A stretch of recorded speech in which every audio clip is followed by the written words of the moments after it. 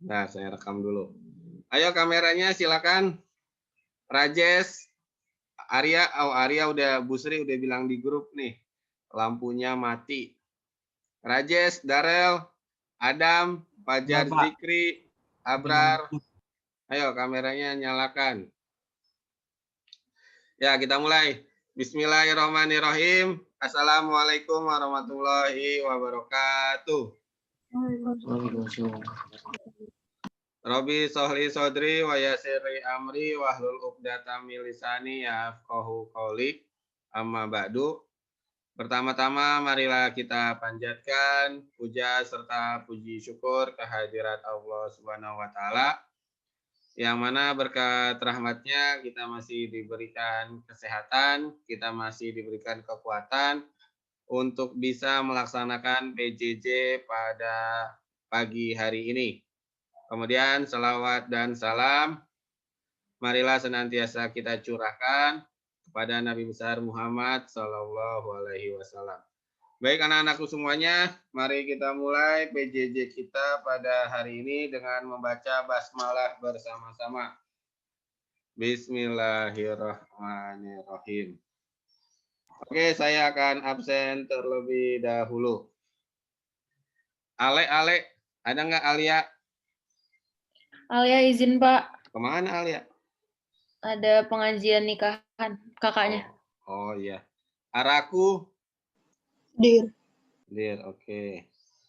Anissa Prautami? Hadir. Oke. Ciakni?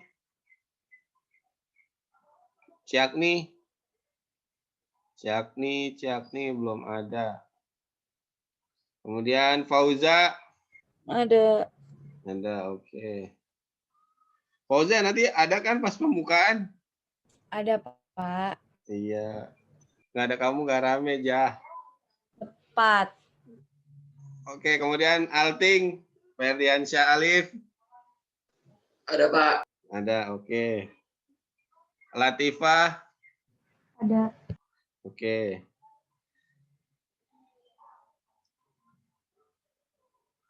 Lukman, Darel. Darel, kameranya nyalain. Woi.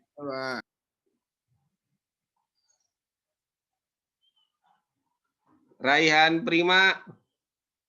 Hadir. Oke. Abrar. Hadir. Oke. Adrian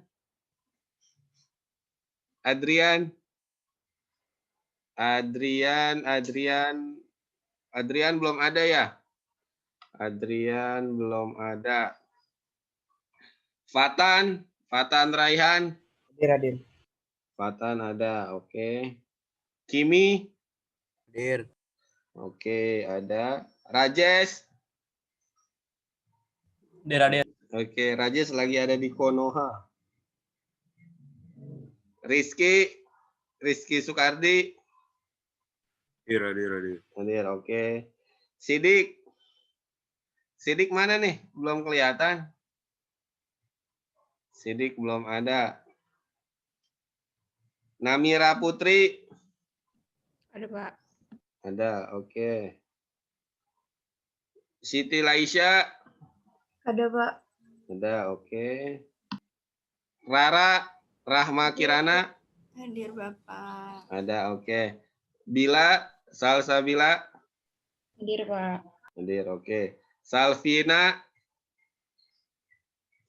Salviena. Ada ya, oke. Sanda. Hadir Pak. Ada, oke. Kemudian Sultan Arif. Hadir, Pak. Hadir, oke. Pak. Bulan. Faisa. Iya, kenapa Arif? Sidik izin, Pak. Oh, Sidik izin ya, oke. Ulan. Hadir Pak. Hadir, oke. Yusuf. Hadir, Pak. Assalamualaikum. Waalaikumsalam. Adam. Hadir. Hadir, oke, mantap Dam. Rizky, Bule. Hadir, Pak. Hadir, oke. Pak, saya belum di absen, Pak. Fajar, udah. Oh iya, Pak. Makanya nyalain kameranya aja. Oke, kameranya dinyalakan. Mau saya foto untuk laporan. Darel belum ada nih kameranya. Rizky. Ayo, Arya emang izin. Tadi Bu Sri WA di grup. 1, 2, 3. Oke.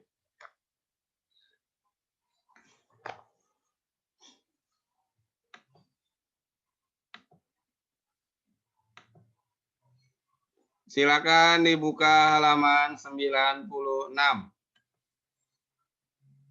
Ayo kameranya dibuka halaman 96. Ambil buku dulu ya, Pak. Ya, silakan. Silakan ambil buku dulu. Buku paket, Pak. Buku paket ya. Silakan dibuka buku paketnya halaman 96.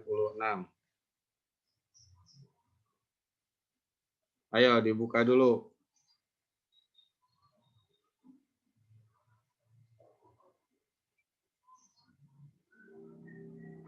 Ayo silakan dibuka dulu.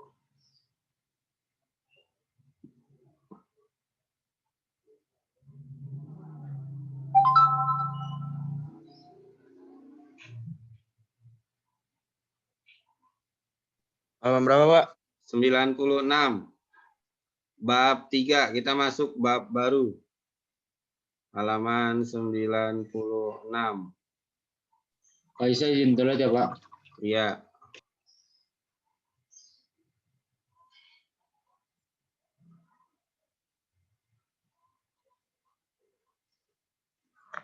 Oke, sudah?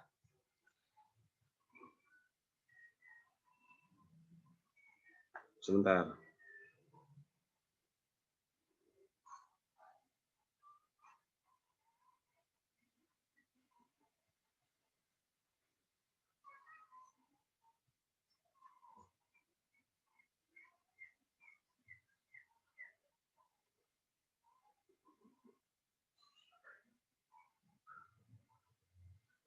Sebentar, tunggu dulu.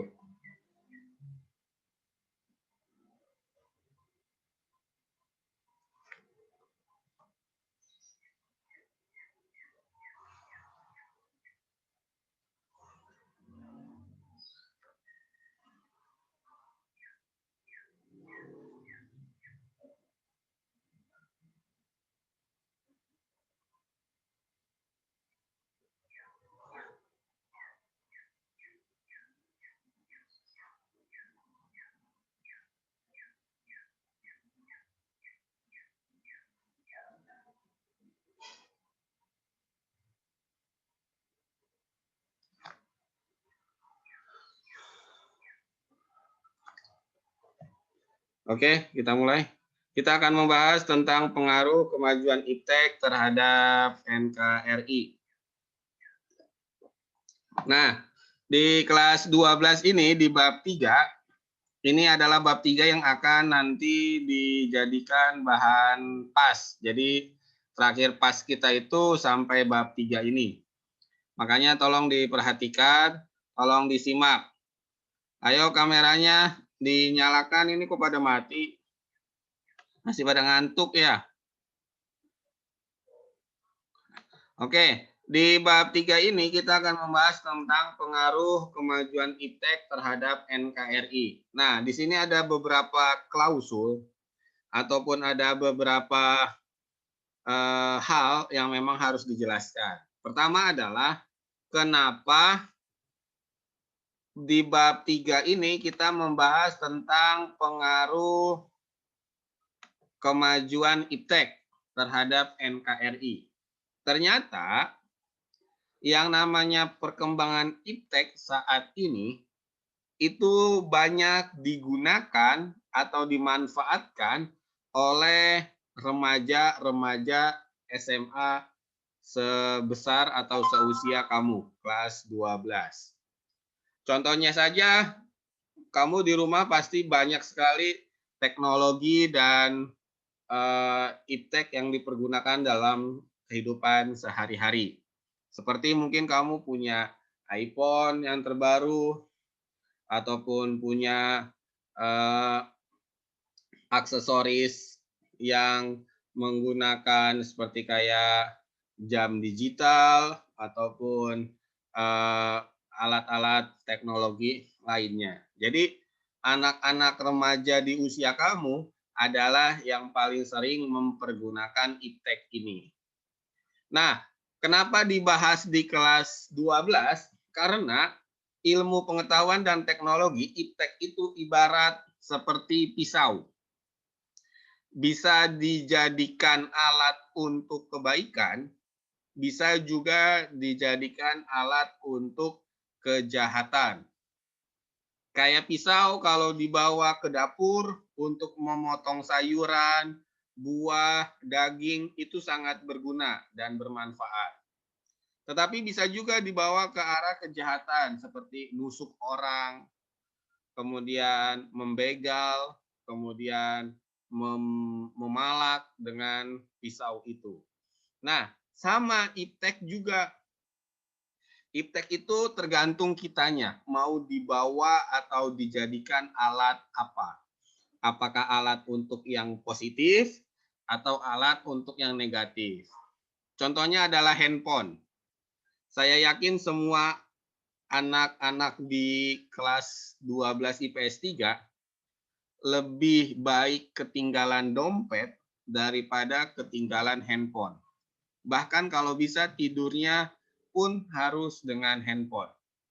Dan ketika bangun, yang pertama kali dipegang atau dicari adalah handphone. Nah, handphone ini merupakan salah satu perkembangan kemajuan iptek yang bisa berguna manfaatnya dan bisa negatif manfaatnya. Contohnya yang positif, kamu dengan melakukan Zoom meeting dengan handphone, itu positif. Kemudian mengerjakan tugas dengan handphone, itu positif. Kemudian membaca berita-berita yang ter-up to date dengan handphone, itu positif. Tapi ada juga yang negatif, seperti mencari situs pornografi, kemudian melakukan scamming, ataupun melakukan kejahatan digital, ataupun melakukan kejahatan pencemaran nama baik. Nah, makanya iptek ini bisa dibawa ke arah positif, bisa juga dibawa ke arah negatif. Nah, kemudian kenapa membahas tentang NKRI? Apa sih hubungannya antara iptek dengan negara Indonesia? Ternyata ada hubungannya. Ini saya ambil dari kisah nyata Pak Habibie, almarhum Pak Habibie, mantan Presiden Indonesia yang ketiga.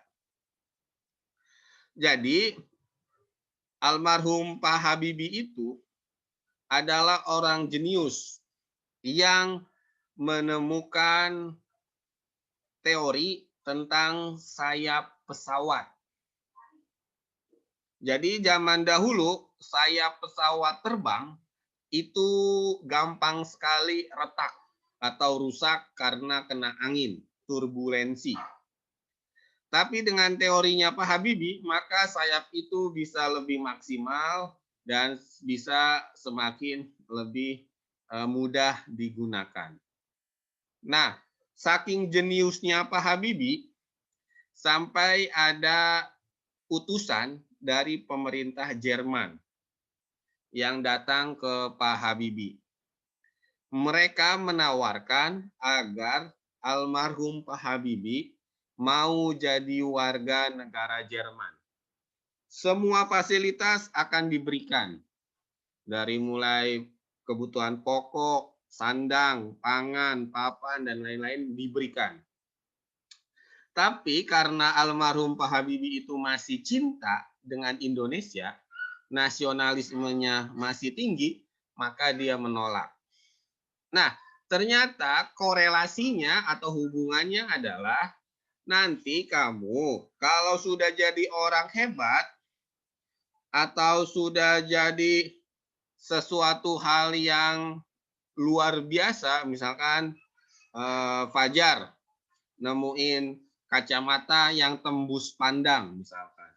Nah, jangan sampai mau pindah menjadi warga negara lain. Tetap harus cinta dan komitmen dengan negara Indonesia.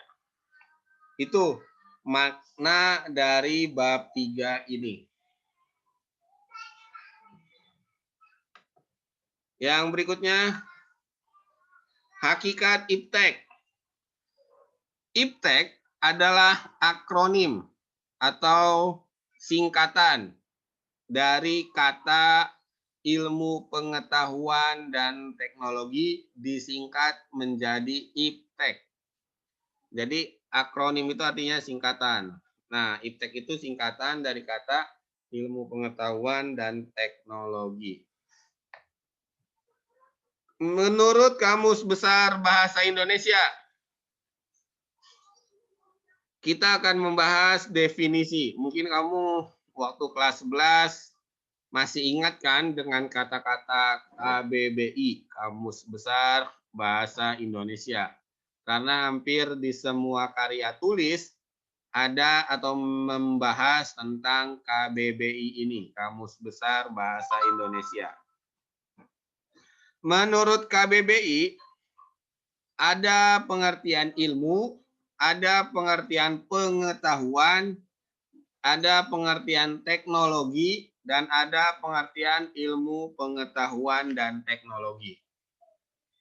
Kita bahas yang pertama terlebih dahulu, yaitu ilmu. Pengertiannya adalah pengetahuan tentang suatu bidang yang disusun secara bersistem menurut metode tertentu yang dapat digunakan untuk menerangkan gejala tertentu. Itu adalah pengertian dari ilmu. Jadi yang dimaksud ilmu itu adalah suatu hal ataupun sesuatu yang bisa diterangkan secara logik atau secara masuk akal, kemudian juga disusun secara tersistem dengan menggunakan metode tertentu. Contohnya, sekarang lagi ada yang namanya pandemi COVID-19. Nah, ada sebuah ilmu yang membahas tentang virus. Nah, salah satunya adalah biologi. Kamu kalau belajar IPA akan belajar biologi. Di biologi itu dibahas tentang virus. Nah, biologi ini adalah suatu ilmu. Kenapa suatu ilmu? Karena tersistem, ada urutannya, dan menggunakan metode-metode ilmiah. Contohnya lagi, pelajaran sejarah. Itu termasuk ilmu, karena disusunnya secara sistematis dan menggunakan metode tertentu. Itu yang namanya ilmu. Berbeda dengan pengetahuan. Kalau pengetahuan itu adalah segala sesuatu yang kita ketahui oleh panca indera. Contohnya misalkan Fauza dikasih tahu sama Salsabila, Jah, di Alpus 3 kan ada hantu. Nah, ketika Salsabila ngomong kepada Fauza bahwa di Alpus 3 ada hantu, itu termasuk pengetahuan. Karena yang Ijah ketahui dari panca indera belum diperiksa kebenarannya. Contohnya lagi begini, misalkan Yusuf dikasih tahu sama Kimi, Suf, gula itu rasanya manis loh. Nah, kata gula itu manis adalah pengetahuan. Bagaimana untuk bisa menjadi ilmu agar naik? Maka oleh Yusuf diambil sendok, sendoknya dimasukkan ke dalam gula dan dimasukkan ke dalam mulut. Oh iya, ternyata benar kata Kimi, gula itu rasanya manis. Itulah yang disebut ilmu. Jadi basicnya adalah pengetahuan. Ketika sudah diuji coba, barulah menjadi ilmu. Nah, yang ketiga adalah teknologi. Teknologi ini pengertiannya adalah metode ilmiah untuk mencapai tujuan praktis. Maksudnya adalah suatu alat yang digunakan untuk kemudahan manusia. Contohnya, Salvina di rumahnya ada AC dan ada televisi. Salviana kalau mau menyalakan AC tidak perlu naik ke atas kursi atau meja untuk menekan AC, tombol AC. Cukup ambil remote, kemudian mencet tombol on atau off. Itu namanya teknologi. Contohnya lagi, televisi. Kalau kamu punya televisi, tidak perlu lagi datang ke TV, kemudian memencet tombol channel ataupun volume. Cukup ambil remote, kemudian memindahkan channel atau menaik turunkan volume televisi. Itulah yang disebut teknologi. Contohnya lagi, misalkan Sanda ingin makan es krim. Sanda tinggal buka handphone, tinggal GoFood atau GrabFood. Itu namanya teknologi. Kalau pengertian ilmu pengetahuan dan teknologi adalah pengetahuan tentang suatu bidang yang tersusun secara sistematis tentang kepandaian manusia yang dapat diterapkan untuk menunjang kehidupan manusia. Jadi, iptek itu adalah pengetahuan tentang suatu bidang yang tersusun secara sistematis tentang kepandaian manusia yang dapat diterapkan untuk menunjang kehidupan manusia. Sampai sini, paham nggak nih? Halo? Paham, Pak. Ada yang mau ditanyakan nggak? Ya Pak, paham Pak. Ada yang mau ditanyakan nggak? Ini pada diam, saya ngerinya nggak paham. Pak, maaf ini tentang apa sih Pak materinya Pak? Materinya ini tentang ini. Ilmu pengetahuan dan teknologi bab 3 halaman 96. Oh, oke Pak. Halaman 96. Pak. Ya, Berarti kalau misalnya kebenarannya belum jelas, kayak masih bisa hoax, bisa benar, itu sudah pengetahuan gitu, Pak. ya bagus pertanyaannya nih Arif nih. Jadi kalau itu masih belum tahu kebenarannya, berarti itu bisa dibilang sebatas pengetahuan saja. Misalkan info nih, misalkan ada desas-desus bahwasanya dolar di Indonesia menembus angka 20.000 per 1 dolarnya. Nah, itu baru pengetahuan. Dari mana bisa menjadi suatu ilmu ketika diteliti ataupun kamu lihat website Kementerian Keuangan ataupun website Bursa Efek ataupun pengumuman pemerintah, itu baru jadi ilmu. Kalau hanya sebatas kata orang itu masih disebut pengetahuan. Bagus Arif pertanyaannya. Yang berikutnya, ini kita akan membahas definisi atau pengertian iptek. Yang pertama adalah pengertian ilmu pengetahuan menurut Horton dan Chester. Pengertiannya adalah upaya pencarian pengetahuan yang dapat diuji berdasarkan prinsip dan prosedur tertentu dengan menggunakan metode yang bertahap dan sistematis. Oke. Maksudnya adalah ilmu pengetahuan itu harus diuji berdasarkan prinsip-prinsip tertentu. Kemudian prosedurnya harus menggunakan metode yang bertahap dan sistematis. Maksudnya harus ada aturan-aturan yang bisa diuji cobakan terlebih dahulu. Nah, sedangkan pengertian teknologi menurut Denis Diderot adalah berbagai alat dan sistem yang bekerja sama untuk suatu tujuan yang sama. Itulah pengertian teknologi menurut Denis Diderot. Nah, pengertian-pengertian ini pasti akan keluar di ulangan harian.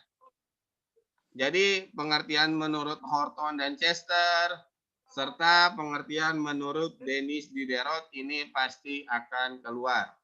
Silakan ditulis atau di stabilo atau di foto dulu.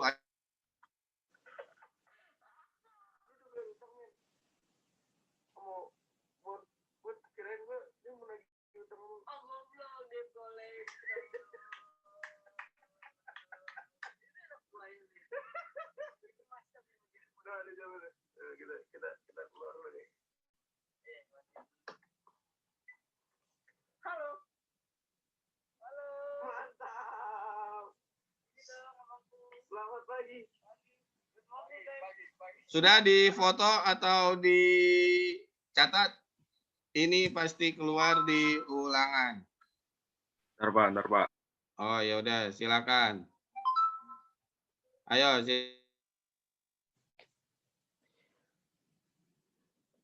Mananya apa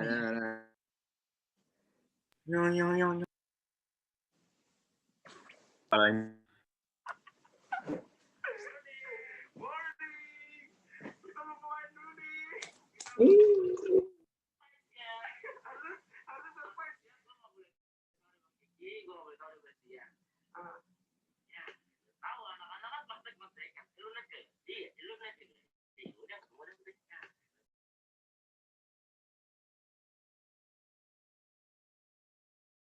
Mute, Pak.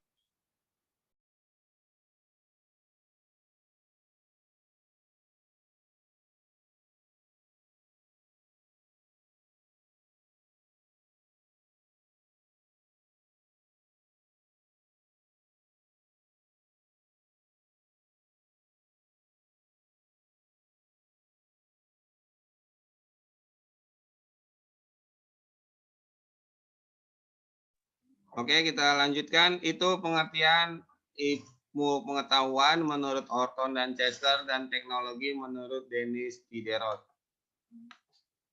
Nah, kemudian ini teknologi menurut bahasa.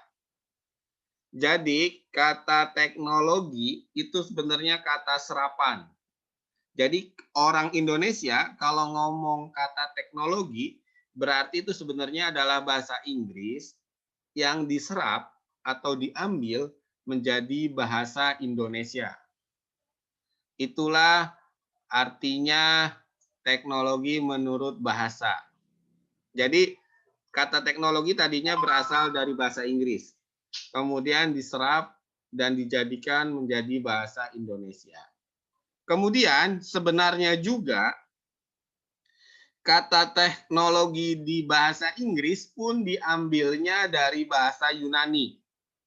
Jadi awalnya itu dari bahasa Yunani, terdiri dari dua kata, techne yang pertama, yang kedua logos. Techno itu artinya seni, logos itu artinya ilmu pengetahuan, atau kata ataupun ucapan. Jadi awal mulanya kata teknologi itu bahasa Yunani. Kemudian diambil dan diserap menjadi bahasa Inggris. Dari bahasa Inggris diambil dan diserap menjadi bahasa Indonesia. Itulah teknologi menurut bahasa. Nah, kemudian ini aliran dalam ilmu pengetahuan. Aliran dalam ilmu pengetahuan itu ada 3. Yang pertama rasionalis, yaitu menggunakan rasio atau pemikiran. Yang kedua empiris, yaitu menurut fakta di lapangan. Yang ketiga adalah gabungan. Gabungan antara rasionalis dengan empiris digabungkan. Nah, kita akan bahas satu per satu. Aliran rasionalis. Pengertiannya adalah pengetahuan terjadi semata-mata karena rasio atau akal pemikiran manusia. Contohnya, zaman dahulu ketika orang ingin pergi ke suatu tempat, maka dia berjalan kaki. Akhirnya rasionya, akalnya mulai dipergunakan. Oh, capek kalau jalan kaki.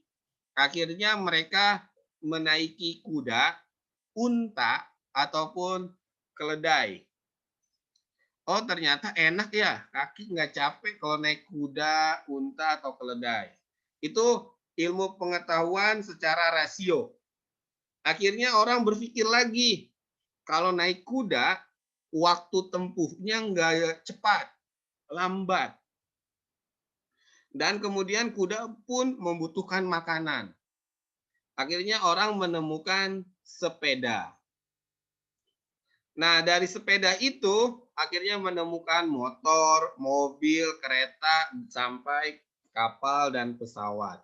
Itu aliran rasionalis. Jadi orang bisa menemukan sesuatu dengan akalnya, dengan pemikirannya. Tokohnya adalah René Descartes. Bahkan René Descartes pernah berkata, cogito ergo sum. Aku berpikir maka aku ada.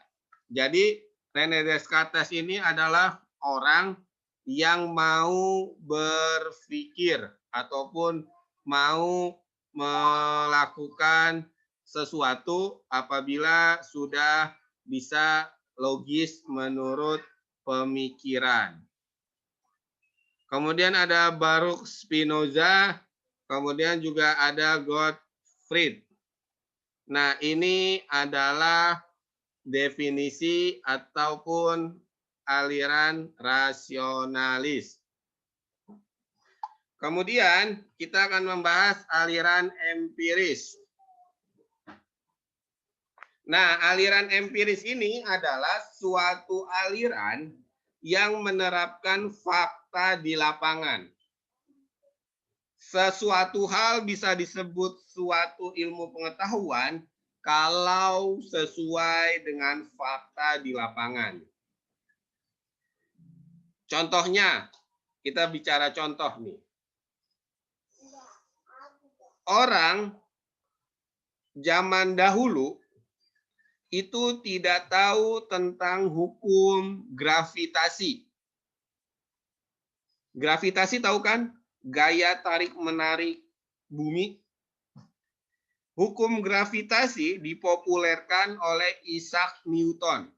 Jadi dia lagi tidur di bawah pohon apel, kemudian dari atas pohon buah apelnya jatuh mengenai kepala Isaac Newton. Kemudian Newton berpikir, kenapa jatuhnya ke bawah ya, enggak jatuh ke atas.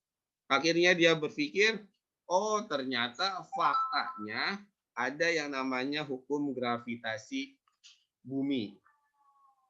Nah, hingga akhirnya hukum gravitasi ini dipergunakan dalam berbagai hal. Contohnya nih, hukum gravitasi. Orang kalau ingin membuat saluran air, maka harus pusat airnya di atas, kemudian lama-kelamaan ngalir ke bawah. Itu namanya hukum gravitasi. Jadi kalau kamu pergi ke desa, itu sawah di desa itu berundak-undak kayak di Bali, di Jawa Barat, di Jawa Timur itu berundak-undak agar airnya bisa turun ke bawah. Itu adalah hukum gravitasi. Nah, aliran empiris ini berkembang di Inggris. apalagi semenjak ditemukannya mesin uap oleh James Watt. Tokoh-tokohnya ada John Locke dan David Hume. Dialah tokoh aliran empiris.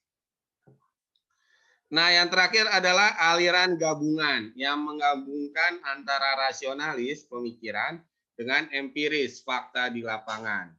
Pengertiannya adalah ilmu pengetahuan terbentuk berdasarkan gabungan dari kedua unsur aliran rasionalis dan empiris.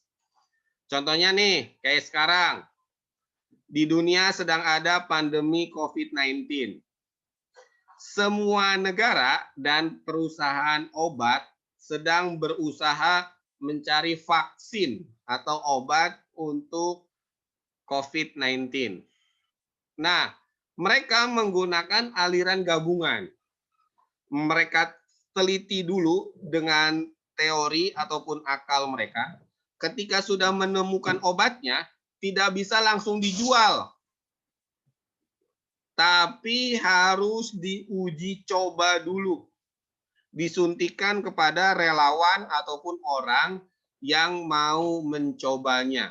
Nanti dilihat perkembangannya. Oh, ternyata setelah disuntik oleh vaksin COVID, orang ini jadi sembuh.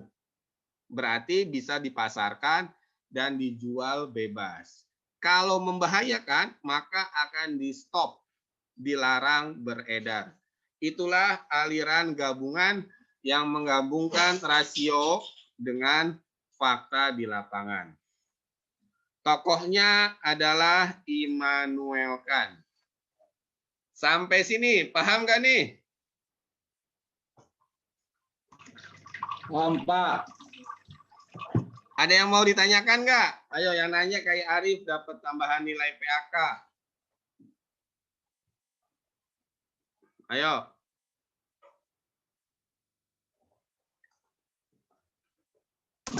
Saya mau nanya yang mana? Ayo, ada yang mau nanya nggak? Oke, kalau tidak ada dilanjutkan nih. Ini saya kayak lagi ceramah di depan. Saya nggak tahu nih, yang saya tahu Fajar kameranya nggak aktif. Nggak tahu Fajar lagi ngapain. Rizky nge-lag kameranya katanya. Darel nggak nyala. Terus siapa lagi nih yang nggak dinyalain nih? Yang nggak dinyalain itu bisa orangnya lagi tidur, bisa orangnya lagi ngapain, saya juga nggak tahu. Agak, Pak. Oke, kita akan melanjutkan lagi. Nah, kita akan membahas tentang perkembangan iptek di dunia. Jadi, dunia ini kan sudah ada beberapa ratus tahun yang lalu, ataupun juta tahun yang lalu. Nah, ternyata perkembangan ipteknya pun semakin lama semakin bagus. Contohnya, orang zaman dahulu kalau ingin mengirim pesan harus menggunakan keadaan alam. Misalkan dia ngambil burung merpati untuk membawa pesan.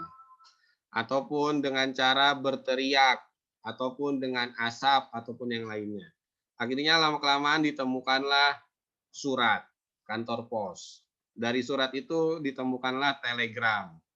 Kemudian ditemukanlah telepon hingga sekarang ada media sosial. Dari mulai WhatsApp, Line, kemudian Instagram, bahkan yang kekinian pun banyak.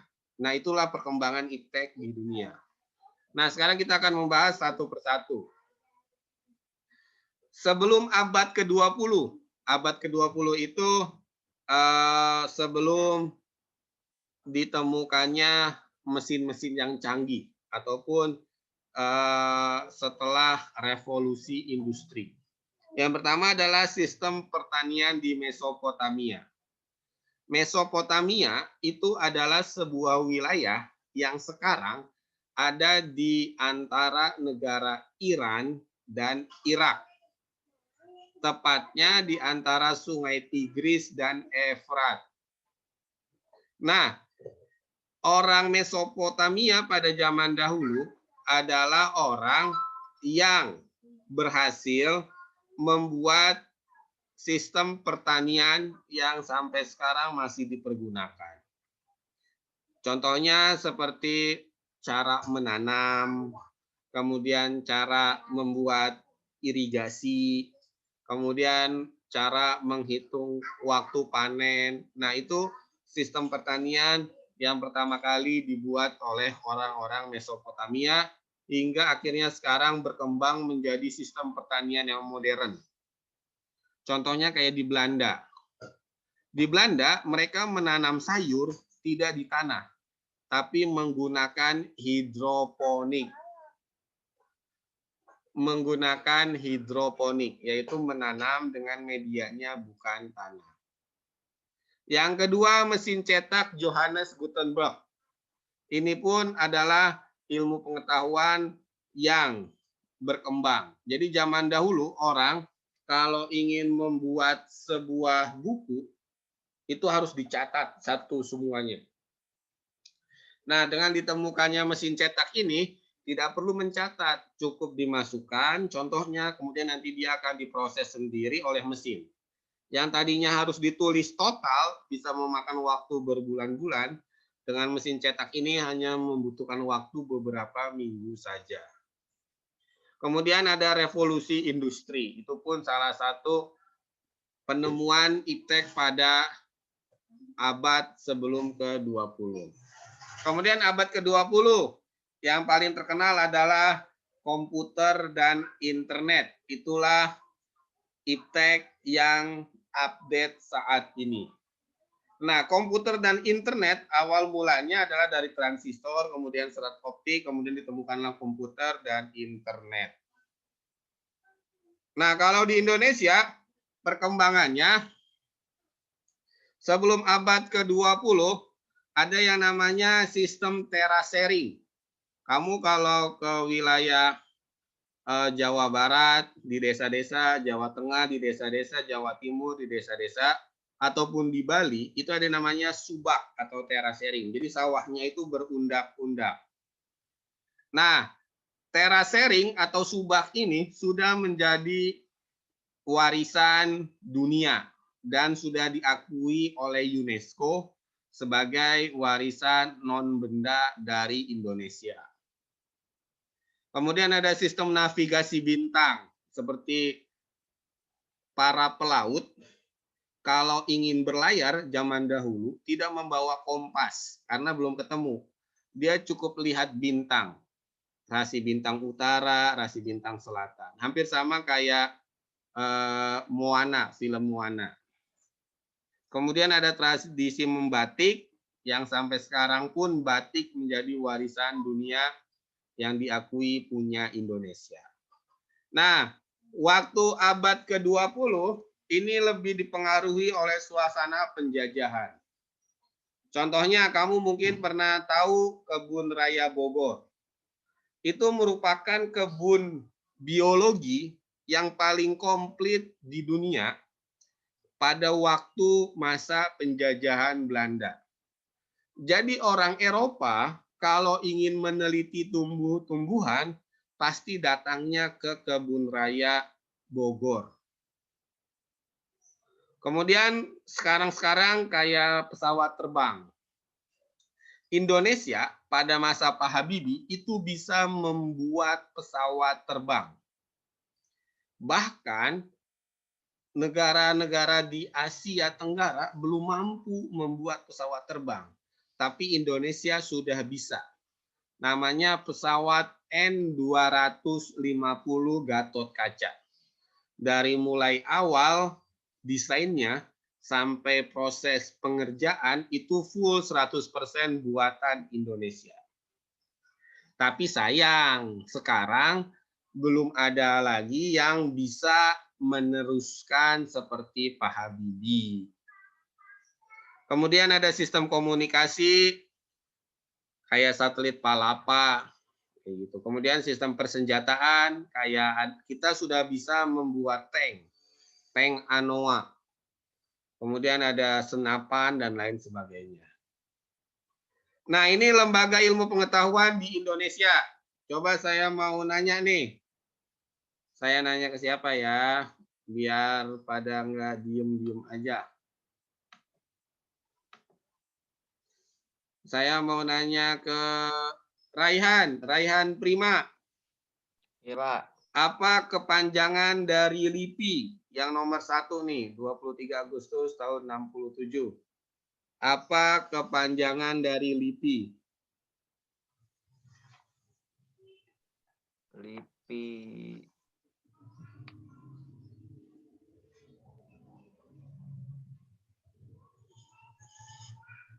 Apa kepanjangan dari LIPI? Pas, Pak, pas. Masa pas tinggal lihat internet aja, kalau nggak ada di buku. Di buku ada.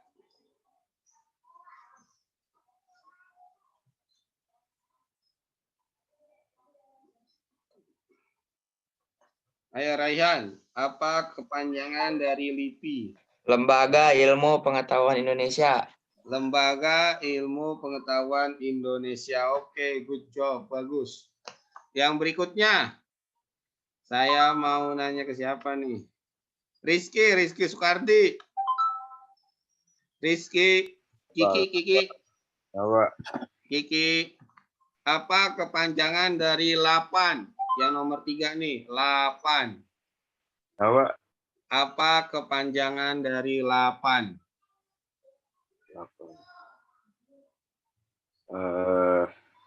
Yang nomor 3, 8. Penerbangan dan Antariksa Nasional ya, Pak? Oke, ya, good job. Lembaga Penerbangan dan Antariksa Nasional. Kemudian, saya mau ke ini. Siapa nih ya?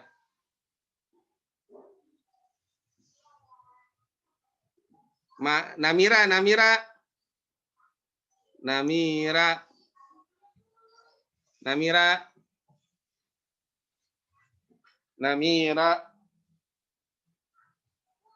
Namira mana nih? Ya udah, saya mau ke Fauza. Ya, Pak. Apa kepanjangan dari Bako Surtanal? Yang nomor 4.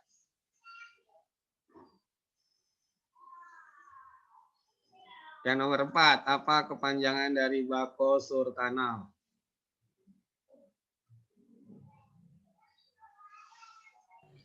Badan Koordinasi Survei dan Pemetaan Nasional. Oke. Yang berikutnya, saya mau ke ini nih. Abrar. Ya, Pak. Apa kepanjangan dari BPPT?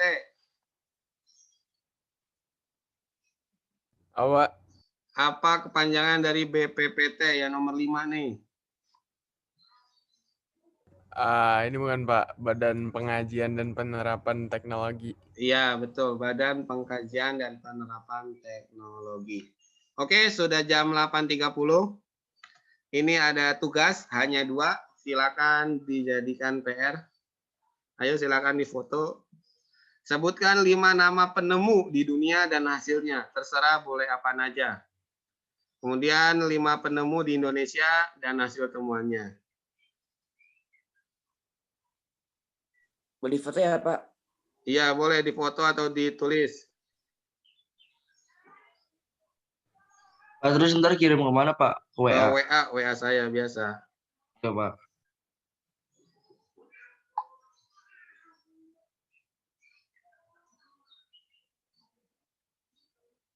Oke, sudah ditulis. Oke, dari saya cukup sekian. Mari kita akhiri dengan membaca hamdalah bersama-sama. Alhamdulillah.